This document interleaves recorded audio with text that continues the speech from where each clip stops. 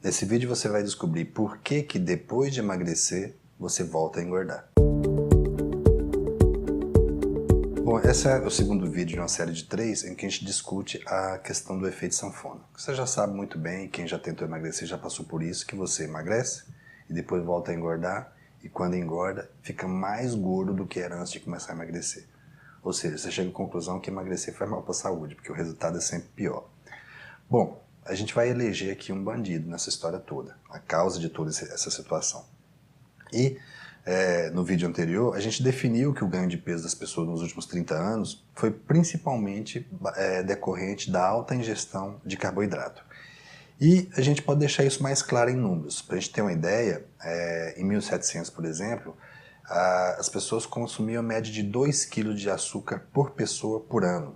Basicamente era a realeza que ingeria açúcar naquela época. Já em 1800, isso subiu para 9 kg de açúcar por pessoa por ano. Em 1800, em 1900 chegou a 45 quilos de açúcar por pessoa por ano e nos anos 2000 extrapolou para 180 quilos de açúcar por pessoa por ano. Então com isso aí dá para você ter uma ideia da evolução do consumo de açúcar per capita no mundo de uma forma geral.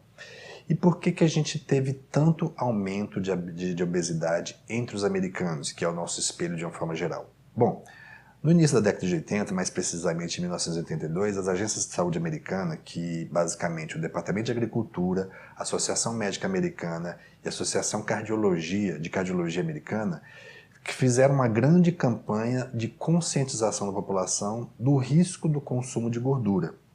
Automaticamente eles passaram a ingerir mais carboidrato.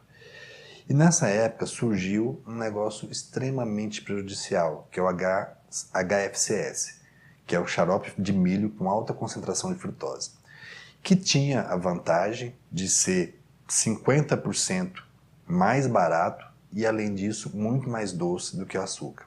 Então, o HFCS, que é o High Fructose Corn Syrup, que é o xarope de milho rico em frutose, ele foi criado em 73 pelos japoneses e foi introduzido no mercado americano mais ou menos em 75, na época do governo Nixon, que passava por uma crise séria nos Estados Unidos.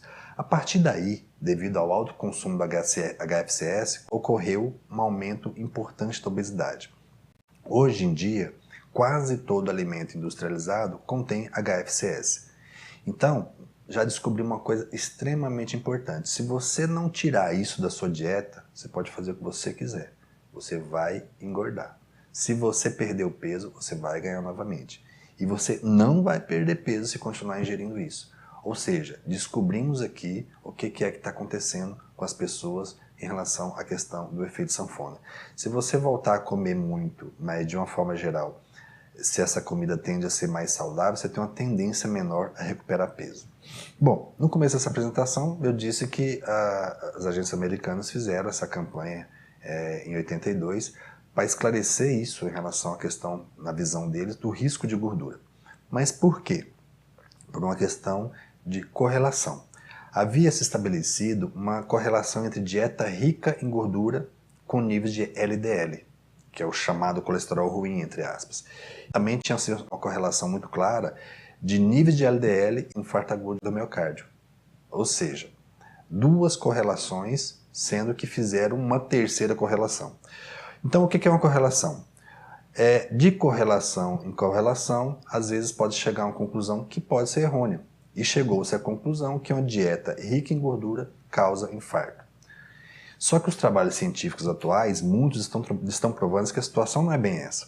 E como é que essas agências americanas erraram tanto, levando a 30 anos de orientação nutricional equivocada?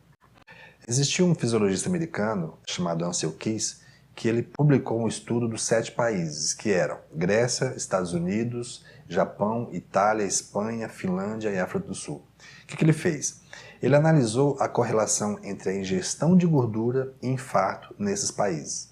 Então, no topo, na ponta, estava os Estados Unidos, com uma maior ingestão de gordura e com um maior nível de infarto, maior índice de infarto, e no outro extremo estava o Japão, com a menor ingestão de gordura e o menor índice de infarto.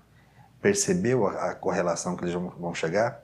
Essa correlação foi equivocada. Ou seja, associar maior ingestão de gordura com maior índice de infarto e menor ingestão de gordura com menor índice de infarto. E por que essa correlação é inadequada ou equivocada? Muito simples.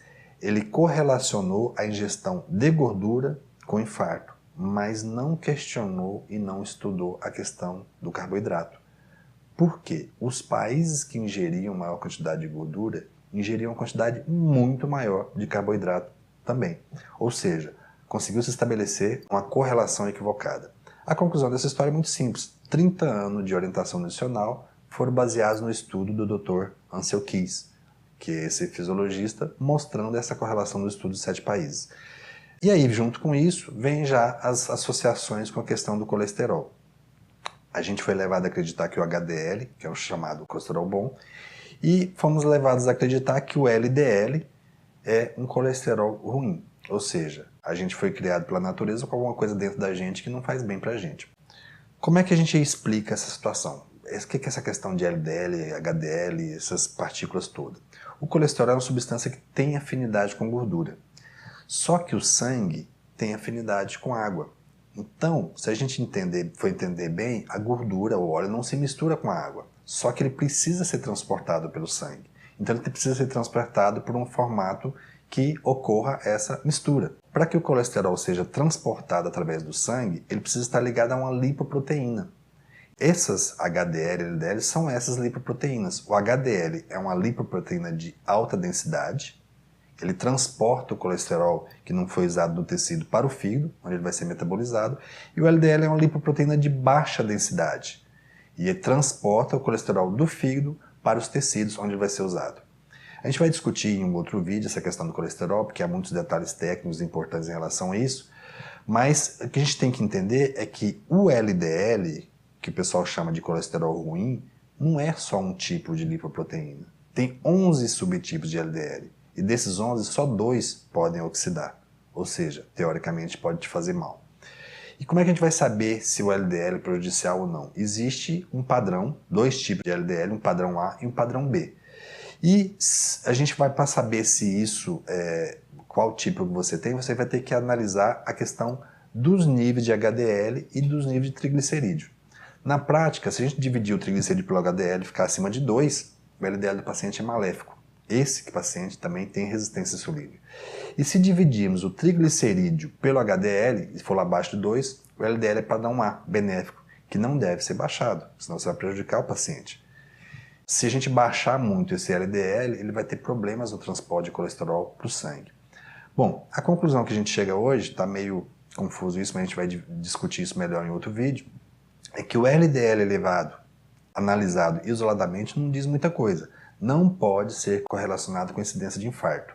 A gente tem que considerar isso, se ele é prejudicial ou não, correlacionando os níveis de triglicerídeos e o nível de HDL.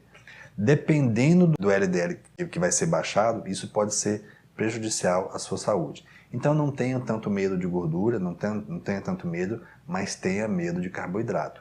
Porque esse trabalho todo que o Dr. Ansel Keys fez nos 7 países, ele esqueceu de considerar esse detalhe importantíssimo e fundamental do peso do carboidrato na dieta. Isso a gente vai discutir em outros vídeos. A gente vai ter outros assuntos, esse é o segundo vídeo discutindo o efeito sanfona, e no terceiro a gente fecha esse assunto. Logo, logo ele vai estar no